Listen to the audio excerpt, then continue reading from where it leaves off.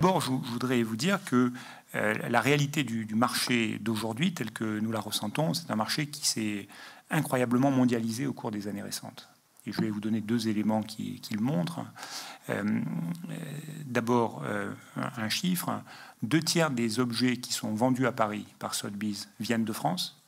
Et 2 tiers des objets qui sont achetés à Paris sont achetés par des résidents étrangers, qui se partagent entre des acheteurs européens et des acheteurs internationaux. Deuxième élément intéressant à observer quand on essaie de parler de l'avenir et ne pas, comme le disait fort justement Christian Dédier, trop revenir sur le passé, c'est effectivement le sentiment qu'on est sur un marché incroyablement concurrentiel, incroyablement mobile, incroyablement fragile. Et là aussi, je voudrais vous livrer une expérience vue de Sotheby's. En 2007, quand j'ai rejoint Sotheby's, l'une des premières choses qu'on m'a demandé, c'est d'aller voir un bureau très dynamique de Sotheby's, qui était Sotheby's à Amsterdam. Et effectivement, je m'y suis rendu et j'ai passé 3 jours là-bas. Et Sotheby's à Amsterdam, à l'époque, c'était 80 collaborateurs et un chiffre de vente de l'ordre de 80 millions d'euros chaque année. En 2011, nous avons fermé le bureau. À Milan, nous organisions des ventes en nombre presque aussi grand qu'à Paris, c'est-à-dire 30 à 35 ventes chaque année. Aujourd'hui, il n'y a plus que 2 ventes chaque année à Milan. Le marché a considérablement évolué, tout simplement parce que les choix de localisation d'activité d'une société comme Sotheby's ont changé et que nous avons fait des arbitrages, considérant qu'il y avait des places plus dynamiques et qu'il fallait regrouper les lieux de vente.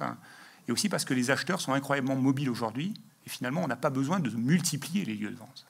Je dis ça parce que, bien sûr, et je vais y venir maintenant, la France a des atouts incroyables, mais il ne faut pas croire que les choses sont inscrites à jamais. Nous sommes sur un marché très, très fragile. Si nous avons fermé Amsterdam, c'est tout simplement parce que les paramètres du marché à l'époque ne sont plus les mêmes de celui que nous connaissons aujourd'hui. Et que sans doute une place intermédiaire ou de petite taille comme celle-là n'avait plus sa place sur l'échiquier. Donc je voulais le signaler. Alors il est vrai, par rapport à ça, la France a des atouts incroyables. Et moi je refuse de verser, comme vous l'avez un peu fait au début de votre intervention, Monsieur le Président, dans une sorte de sinistrose, où en disant que décidément c'est difficile, on n'y arrivera pas, on décline. Moi je ne crois pas. Je crois au contraire que depuis quelques années, ça a été dit par Georges-Philippe Valois, nous avons plutôt bien résisté. Alors évidemment, c'est un constat global, ça cache des situations différentes d'une maison à l'autre, d'un acteur à l'autre du marché. Mais ce qui s'est passé au cours des 5 ou 6 dernières années, si on regarde la situation du côté des acheteurs, c'est un incroyable surgissement des acheteurs asiatiques, un tassement en termes de volume du Royaume-Uni ou des États-Unis. Et la France a plutôt bien résisté à garder son rang de dernier des premiers, comme l'a dit tout à l'heure Christian Dédier, mais a plutôt bien résisté en part de marché.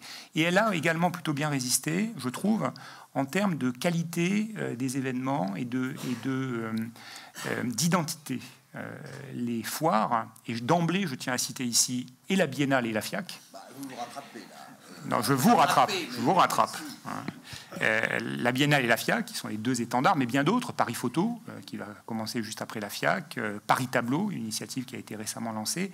Il y a des événements à Paris qui vraiment permettent de dire qu'il s'est passé des choses au cours des dernières années. On a vu également les maisons de vente aux enchères, à la fois la maison que je représente, mais d'autres également, d'origine anglo-saxonne ou française, mettre en place des projets de vente extrêmement visibles, internationaux, dynamiques.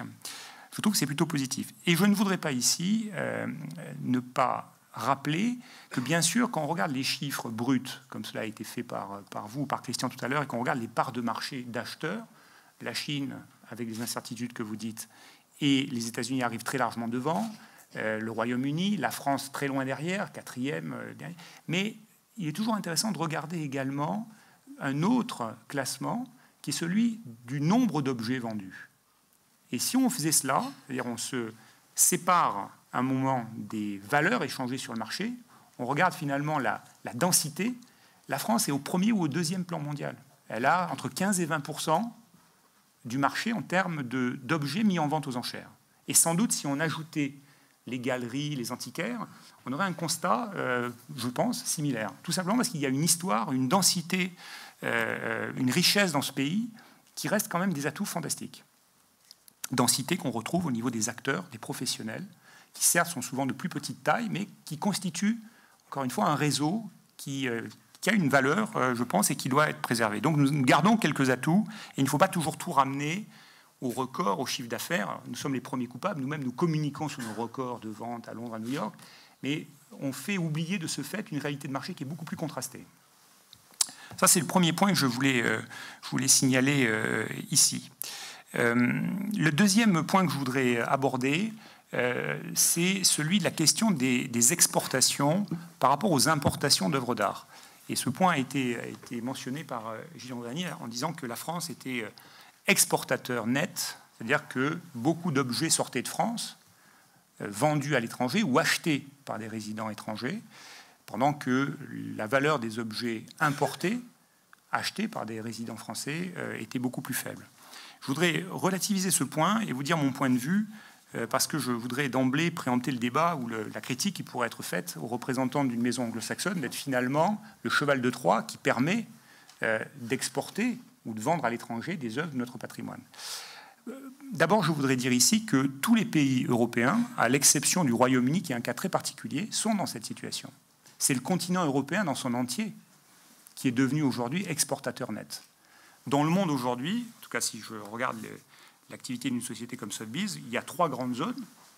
Vous avez l'Europe qui est exportateur net. Nous vendons plus que nous n'achetons. Vous avez un pays qui reste un pays extraordinaire, les États-Unis, où là, ils pourraient fermer les frontières et organiser leur commerce intérieur. Il y a autant d'acheteurs que de vendeurs. Extraordinaire. Le paradis pour une maison de vente. Et puis vous avez une zone, l'Asie, qui aujourd'hui, et quelques autres pays émergents, qui eux sont aujourd'hui des importateurs nets. Donc la France n'est pas isolée dans cette situation et nous ne sommes pas en train, je dirais, d'être dans une situation qui serait scandaleuse ou inhabituelle. C'est tout simplement un reflet de la situation économique internationale que nous traversons. C'est la première remarque à l'intérieur de ce petit chapitre que je voulais ouvrir. La deuxième, c'est que par rapport à ça, je pense que l'important, c'est de garder un bon équilibre entre la protection du patrimoine national et le dynamisme du marché de l'art national. Regardons d'abord les systèmes de protection de notre patrimoine national. Et rendons hommage, pour commencer, au pouvoir public. Ensuite, je dirai ce qui ne va pas. Nous avons un très bon système de protection de notre patrimoine national qui est très bien équilibré entre la préemption, le classement des œuvres, les dispositifs mis en place pour participer à l'enrichissement des musées par le mécénat, les moyens dont disposent encore les institutions publiques. Nous avons un système qui fait des envieux et qui est bien équilibré par rapport à d'autres systèmes qui ont tenté de tout verrouiller, mais qui favorisent le commerce clandestin, l'Italie, ou par rapport à des pays qui laissent tout filer. Nous sommes plutôt bien positionnés. Donc de ce point de vue, le seul souhait qu'on peut émettre, c'est peut-être que la mécanique qui autorise les sorties du territoire soit plus réaliste avec la question des seuils d'exportation, dont nous demandons ici, avec les présidents présents, depuis plusieurs années, qu'ils soient relevés pour éviter que 99,5% des dossiers transmis se traduisent au final par une autorisation de sortie. Il vaudrait mieux relever un petit peu le seuil de valeur auquel nous sommes subordonnés. Cela ne changerait rien au résultat final et cela permettrait de fluidifier le marché. Mais disons que je trouve personnellement que notre système est plutôt valable. Regardons maintenant le marché. Il est important, si on garde cet équilibre, non pas de lutter de manière illusoire contre cet équilibre importation-exportation dont je parlais. Il est important de relocaliser en France des ventes, des activités. Peu importe ensuite que ces acheteurs soient français, étrangers. On ne va pas changer ça, sauf à fermer notre pays, à rétablir le système de contrôle d'échange ou le protectionnisme. Non, ce qu'il faut, c'est relever, continuer à œuvrer pour que notre marché de l'art reste aussi solide que possible. Que demandons-nous? Rien, le statu quo. C'est-à-dire de ne pas, chaque année, remettre sur la table des débats qui fragilisent la place de Paris. Lorsqu'on évoque chaque année l'ISF, on fragilise la place de Paris. Alors à la fin, ça se termine bien, on se réjouit, mais entre-temps, on a rendu ce marché nerveux alors qu'il est bâti sur la confiance. Et les collectionneurs en ont assez d'être vilipendés, d'être montrés du doigt comme des gens qui s'enrichissent. Ce n'est pas la réalité du marché français. Donc, personnellement, je souhaiterais simplement qu'on nous laisse travailler sans rien changer, sauf des détails. Ça a été évoqué par Christian tout à l'heure, je l'ai évoqué moi-même sur les seuils des certificats d'exportation. C'est une petite chose, mais qui nous faciliterait la vie. Mais sinon, fondamentalement, on souhaiterait qu'il n'y ait pas de débat ouvert et qu'on nous laisse dans la stabilité pour développer nos activités. Il faut dire, et c'est un point faible et une pierre dans notre jardin, que nous sommes incroyablement divisés et morcelés. D'abord entre les différents professionnels, les différents segments. Cela a été dit pour la première fois autour de la TVA à l'importation. Les professionnels se sont réunis. C'est la première fois qu'ils parlent d'une même voix. Ça a donné plutôt un résultat positif. Christian l'a dit, on va voir ce qui va se passer. Mais ça n'arrive jamais. Au Royaume-Uni, vous avez une seule et même fédération qui réunit l'ensemble des différents acteurs, des différents segments, et ils s'entendent au moins sur les sujets d'union sacrée. Après, naturellement, ils sont concurrents, ils peuvent ne pas être d'accord, mais quand ils vont à Bruxelles ou quand ils parlent au gouvernement, ils le font de manière unique. En France, on n'a pas su faire ça, hélas. Ils sont écoutés par le gouvernement. Et puis ils sont écoutés par le gouvernement, mais on revient à ce que je disais tout à l'heure. Donc je pense qu'on a encore du travail à faire, et je pense qu'en se regroupant, en respectant les règles de la concurrence, mais en se regroupant par fédération ou confédération, en essayant de parler d'une seule voix, on fera peut-être des progrès, peut-être que le gouvernement nous entendra mieux.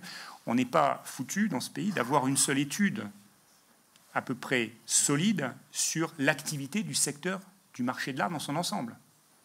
Lorsque nous avons dû récemment, pour le livre-banc, constituer une base de données, on s'est tourné vers un observatoire étranger qui a beaucoup de limites, qui est critiquable. Tout simplement parce qu'on suit les ventes publiques plus ou moins bien, avec le Conseil des ventes, plutôt même très bien. Mais en revanche, sur le secteur du négoce, on est beaucoup plus fragile. Je ne dis pas que je critique ici les fédérations, mais ça pourrait être une tâche d'intérêt national que de regrouper quelques moyens et d'essayer d'aborder cela. On ne sait pas donc même expliquer ou détailler le réel poids économique qui est le nôtre. Donc on est faible. Il faut peut-être qu'on commence par se renforcer, mais du côté du gouvernement, il faut qu'on soit plus entendu également.